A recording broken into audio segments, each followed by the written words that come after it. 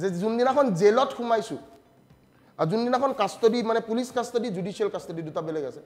তো পুলিচ কাষ্টডিত যেতিয়া লৈ গৈছে যোনখন থানাত লৈ গৈছে বোলে ছাৰ মই আপোনাৰ ষ্টুডেণ্ট মই আপোনাৰ তাত পঢ়িছোঁ যিদিনাখন জেলত লৈ গৈছে জেলৰ বাহিৰত ডিউটি শেষ কৰি ল'ৰা এটা ৰৈ আছে বোলে ছাৰ আপুনি আহিব বুলি গম পাইছোঁ মই ৰৈ আছোঁ জেলৰ ভিতৰত আজি 8জন ভিক্টৰ খেনা খাৰা হৈ আছে যিকেইজন আজি দুখীয়া পৰিয়ালৰ পৰা গৈ তাতে তেওঁলোকে কৰ্মৰত তো মই মাননীয় মুখ্যমন্ত্ৰী ডাঙৰীয়া বা আমাৰ মাননীয় যোনখন চৰকাৰ মই চৰকাৰক এটাই কথা ক'ম যে আমি পাৰোঁ কিছুমান বস্তু যেনে ধৰক ফ্ৰী এডুকেশ্যন ফ্ৰী মেডিকেল বা যিখিনি ধৰক আমি দেখিবলৈ পালোঁ কেজৰিৱাল ডাঙৰীয়া যিখিনি কৰিছিলে তেওঁতো বেচাৰা এতিয়া জেলৰ ভিতৰত সোমাই আছে জেলৰ ভিতৰত থাকোঁতেও দেখিলোঁ বোলে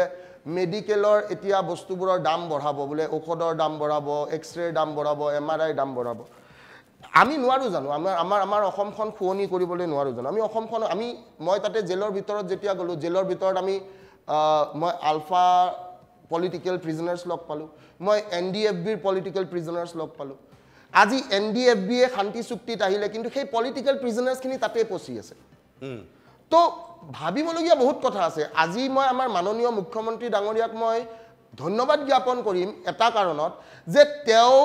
মুখ্যমন্ত্ৰী হৈ থকাৰ সময়ত তেওঁ এতিয়া নতুনকৈ আমি সিদিনাখন দেখিছোঁ যে আলফাও বোলে এতিয়া শান্তি চুক্তি কৰিব খুব ভাল কথা যিহেতুকে